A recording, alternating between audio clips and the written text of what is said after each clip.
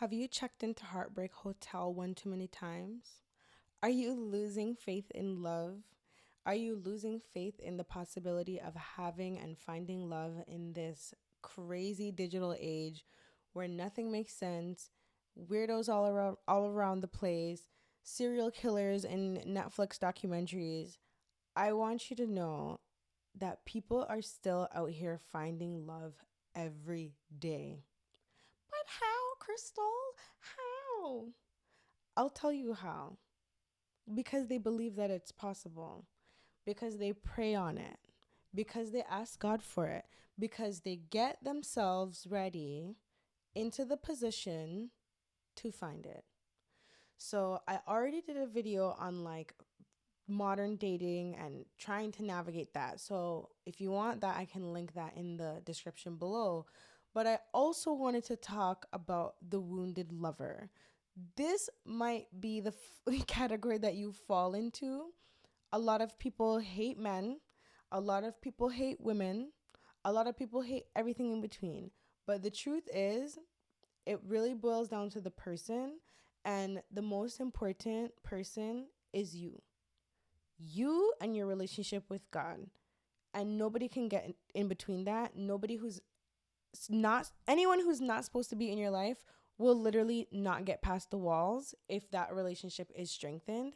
But I did want to talk a little bit about when you check out a heartbreak hotel, you're basically on your healing journey, and what does that look like? So I myself am heartbreak connoisseur.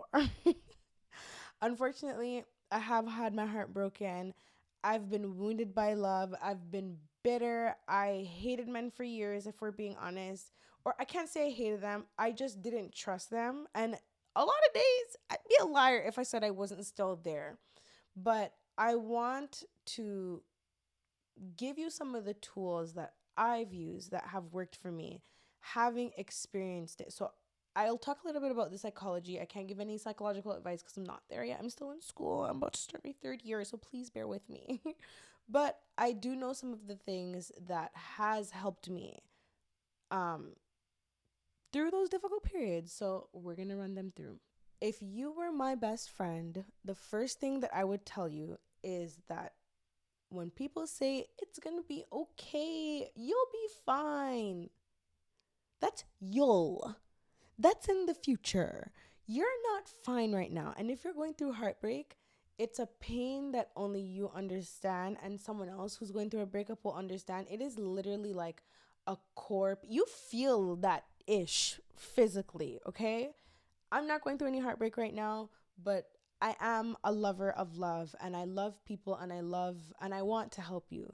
So what I'm going to tell you to do is, yes, while that is true, you will be fine, but it's also okay to not be fine right now. You have to grieve. You have to grieve your life without that person, right? Coming to even accept that that person is not going to be in your life anymore in itself is something difficult to do. So grieve the relationship and allow yourself to not feel okay. If you need to talk to somebody, obviously talk to somebody, but also if you're a little bit, to be honest, I'm at a weird place right now with venting to people. I don't know, you vent to guys, maybe they're trying to smash. You vent to girls and they're gonna chat your business. So honestly, I'm an advocate for therapy. If you have trust issues with people, go to therapy, please. Go to therapy. There's nothing to be, they legally can't tell anybody your business. So go to therapy. Go to your hairstylist. I don't know. Hairstylists talk too, if we're being honest, but I would say go to therapy. That's your number one. And if you kind of are a little bit nervous about that, or maybe you don't know who to talk to, journal. Because even though you're not speaking about it, you're still getting it out. So journal about it. Journal about how you feel. Journal about what happened. Journal about if you're confused or not. Journal about why how things got there. Journal about some of the things that maybe the beautiful thing about therapy is that they have research that like speech therapy, like talking about things, is as powerful, if not more, than drugs. And it's definitely longer lasting. That's one of the things that I learned in my class that I was like, that's very beautiful information to share, especially. So yeah, get it out, get it out, get it out, get it out. It's okay to not be okay. Work it out. Do the things that you need to do to express it in a healthy manner. And cry. Please cry. Because you don't cry now, you're going to crash out and cry later. So just cry when you feel like you need to cry. If you're at work, go in the bathroom and just quietly hit a little. Do what you need to do, okay? I hope I'm making you laugh. I love you. Number 2 is to separate your self-worth from rejection. A lot of the times when our relationships end, you're going to tend to put it on you and be like, what's wrong with me? How can't I keep a person? What did I do wrong this time? I did everything right. Sometimes you can do everything right and things still go wrong. If God did not put it in your path, it is not for you. And that's okay. Take it out so he can put something better back in. And it's a matter of like compatibility. Tell yourself that, because it's true. It's a matter of compatibility. The life I want is not the life they want. The things I like are not the same things that they like. I want monogamy. They want polygamy, polyamory, polygamy, blah, blah, all the igamies. But you want monogamy. So go find your monogamous king or queen. Don't worry about it. It's about compatibility. It is not about you. God has your person wrapped up with the bow, waiting for you. So wait with God and get yourself in a position. And if you're having, especially if you're having patterns where you're attracting the same type of person, like if you're attracting all cheaters or you're attracting all liars, they're the same thing kind of. Yeah, they're the same thing. Cheaters, liars, or maybe people who have trouble with commitment, or maybe people who don't want to put a label, or people who only want to do one thing with you, right? If you're attracting all of those kind of people, it's not you. You got to figure out some of the things that, to be honest, I'd be a liar to say a part of it isn't you, but if you haven't gone to therapy to figure out like, okay, what happened maybe in my childhood home, or like what happened between my parents, that, what was the love that was modeled for me where I accepted this and I attracted this and I thought that at some point that this was okay. So ultimately, it's not you. You just may have some of the things that like an abuser or somebody is attracted to. Like if it ended badly, or you consistently like attract a certain type of abuser, if we're being honest, it's not you. You just may have things that they love, and we can talk about that later on another episode, or in your therapy that you should be going to if that's happening. Anyways, the next one is setting boundaries. So I am Barbara the blocker. I am not Barbara the builder, but I'm definitely Barbara the blocker. My block list, I'm off Instagram right now, but my block list is hundreds of people. You comment some foolishness, you talk about something I don't like, you talk about light skin, dark skin, you talk anything racist, you are out. Pull the lever, Kronk. Because no, I block people for this. Honestly, sometimes I'm like, damn, I didn't really have to go block them. I didn't have to really block them, but I blocked them. I'm gonna tell you why. Okay, people have gotten pettier. Some people have grown. I'm gonna tell you right now. If you don't block that man, years down the line, let it be 5 minutes, 5 weeks, 5 months, 5 years, he's gonna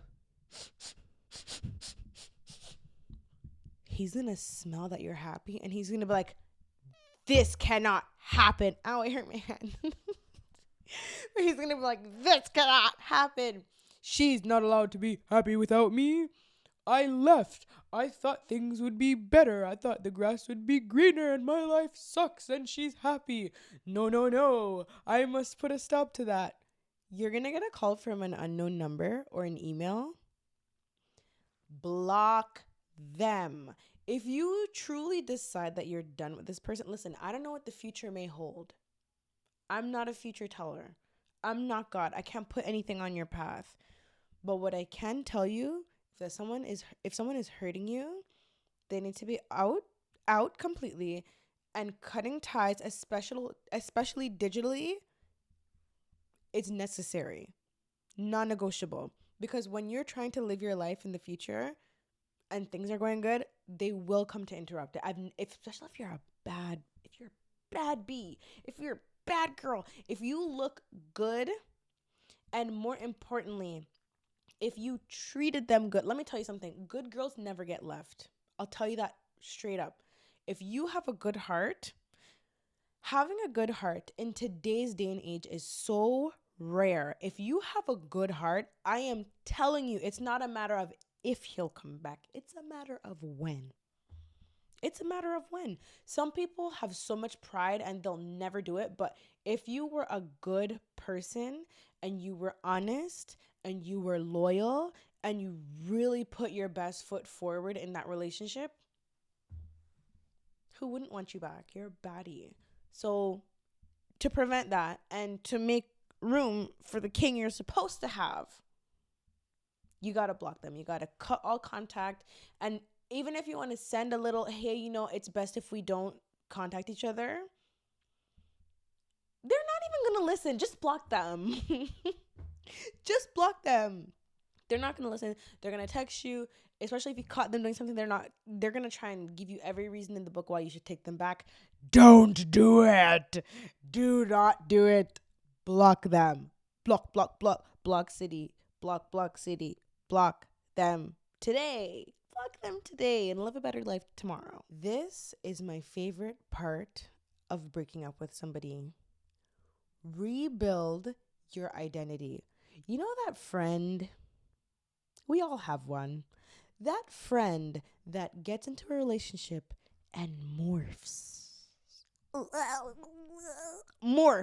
into their person. Like, they're not your friend anymore. They're like friend plus partner, and they're just like one person now. They don't show up to anything without them. They're just that person now.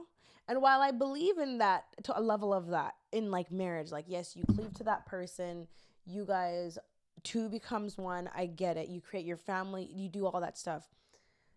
But sometimes, and I can speak for the friendships that I have. I have a lot of friends who do that. And if things don't work out, they're like, hey girl, I want to hang out. And I'm like, you want to hang out when you're going through problems. You want to come and vent to me. And that's what friendship is for, but that's not what it's only for, right? They'll go months they'll just fuse into that person, and then the relationship becomes their whole life. They lose their passions. They lose a part of their career. They lose hobbies, interests. Maybe they wanted to change career and they put it to the side because of that person. I'm not in a relationship, so I'm not going to talk about it. And that's another problem in itself. But the truth is, finding yourself and refinding your identity is so crucial. Go and take that dance class that you wanted to take. Go and do that pottery class that you wanted to take. Go back to school for art. Go back to school for whatever you want to go back to school for, because life is short. We're not even guaranteed all this time. You want to be over here crying and sitting up here upset. I know I just said to feel the emotions and do that, feel it, but do you want to do that for a really long time over a guy? Dude. Over a man? No.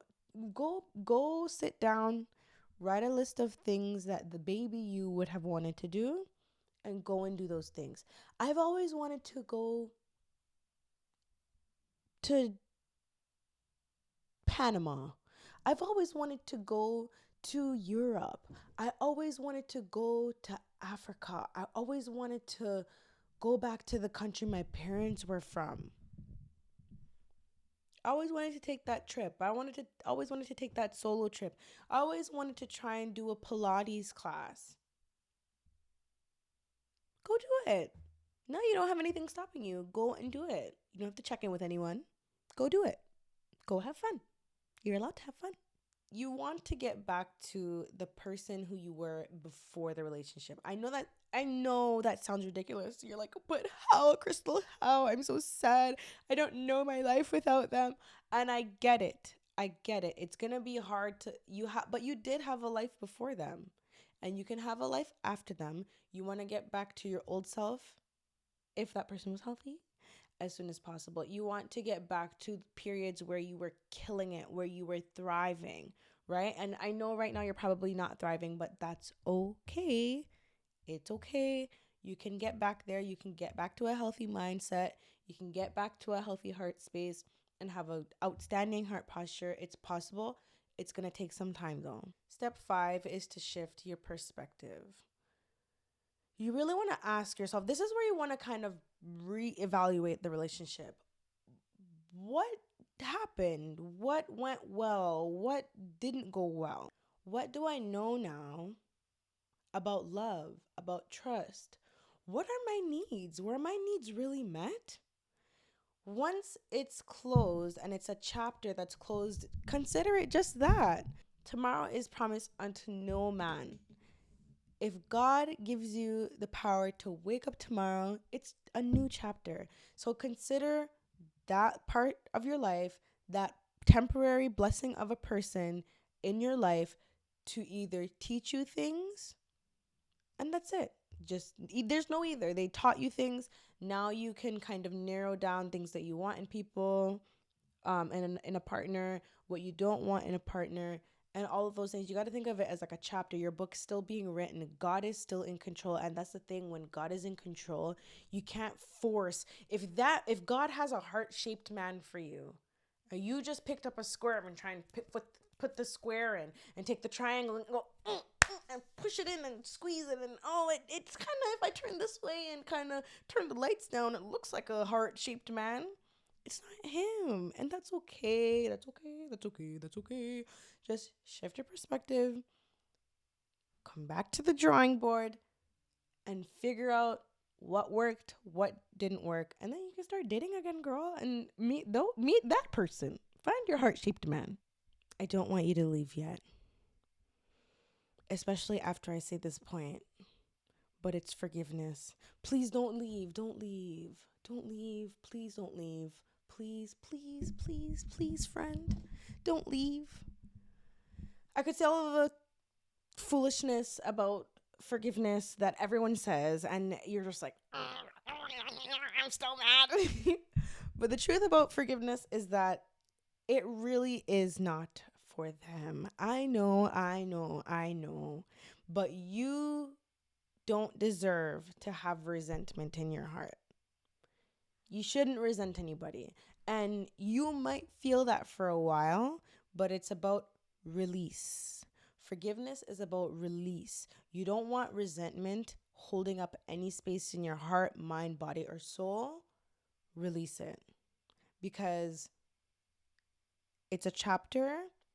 It didn't work out. Cry if you need to cry. But understand that you have God. You always have God. God loves you so much, and God does not want you to be in pain and be hurt. And anytime that you are in pain and you're hurt, it's because he's trying to teach you something. So that's another part of shifting your perspective, because give God the glory. If you don't understand it, like, we're on earth, there's so many things outside of earth and in the spiritual world that we don't understand. Like, we would freak out and probably pass out if we tried to understand everything. Like, we do not understand everything. So you might have those questions like, why is this happening to me? All of these questions, and you're more than valid to have them. But please forgive that person, no matter what they did. Even if you're like, but Crystal, I know. But the longer that you hold on to it, the longer that your life is going to be in ruins, honestly. honestly, I can't even say God wants you to forgive. Everybody wants you to forgive. We deep down want to forgive, and maybe we don't know how, and maybe that's another video. But you have to forgive them, and more importantly, you have to forgive yourself for not, seeing some of the signs and doing some of the things and allowing certain things. Forgive yourself, forgive that person. Close the whole chapter and put the book down for a while. Okay? It's still being written. God is the director. I always say this: you are the star of your life, God is the director, and you are the co writer. You have free will. You can do whatever you want. You can go reconnect with that person, but you don't know what's waiting for you on the other side. So forgive that person and release all of the things that you're feeling about them, even happiness. To be honest with you, a lot of my breakups now, all I feel is gratitude. I'm like, you know what, I'm grateful that I got the chance to love that person.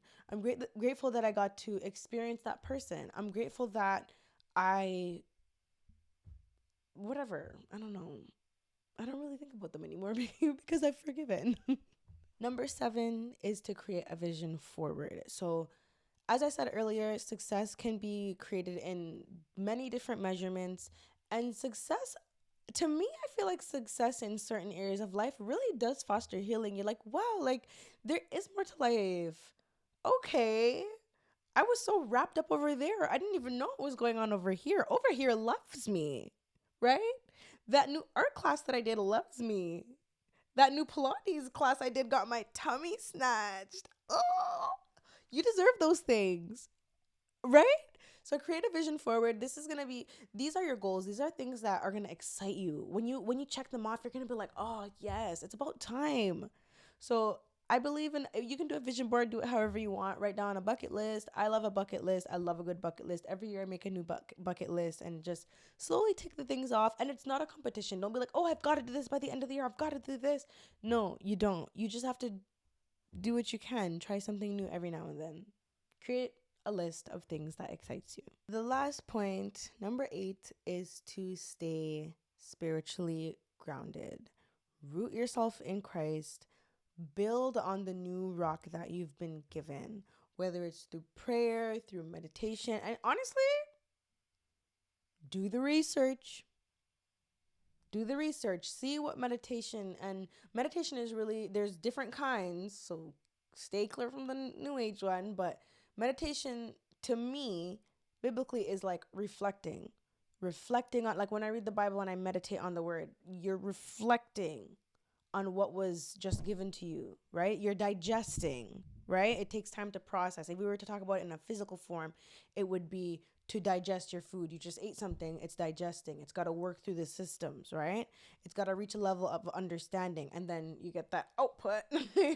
Only in a mental sense, you're reflecting on things, and when you forgive and you're open to love again, you can give that to other people. You can put yourself in a position to say, you know what, honestly, there was a time that I wasn't okay too. I understand you're going through a breakup, but here's what I did, right? So grounding yourself spiritually, getting it out, journaling, reflecting, meditating. So I hope you're on your way to front desk to go check out a Heartbreak Hotel, because you don't need to stay there any longer. You're allowed to heal. You're allowed to grow. You are allowed to cut off things that no longer serve you. You are allowed to get rid of things that God did not put in your path. You're allowed to grieve. You're allowed to do whatever you want. You're allowed to even not listen to me. But as a Heartbreak Hotel manager, I've been through it. I've experienced it. My lived experiences, one too many times, unfortunately, has showed me, you know what? Fortunately, because I can sit here and give you the help, right? So I hope you're checking out. I hope you feel better. I hope if you're going through a heartbreak, I want you to understand. I get it. You don't feel good right now, but you will feel good when you get back to yourself. You will. You're that chick. Like, you're that chick. Don't worry about it. Life will be good. You're going to have so much things going for you. I pray that by next year, this time, you are a totally different woman. That is my wish for you. And I know you'll get there. Continue to be a good person. The worst thing you can do is go connect back with your party friends or go connect back with people who are going to deter you from the goals and dreams that God has for you. You already know where that road leads. Don't do anything to go run into the fast lane. It's not worth it. Do what you got to do. Be obedient to God and you'll be all right. I love you very much. Thank you for staying. I hope you heal. I hope you're feeling better. Take care.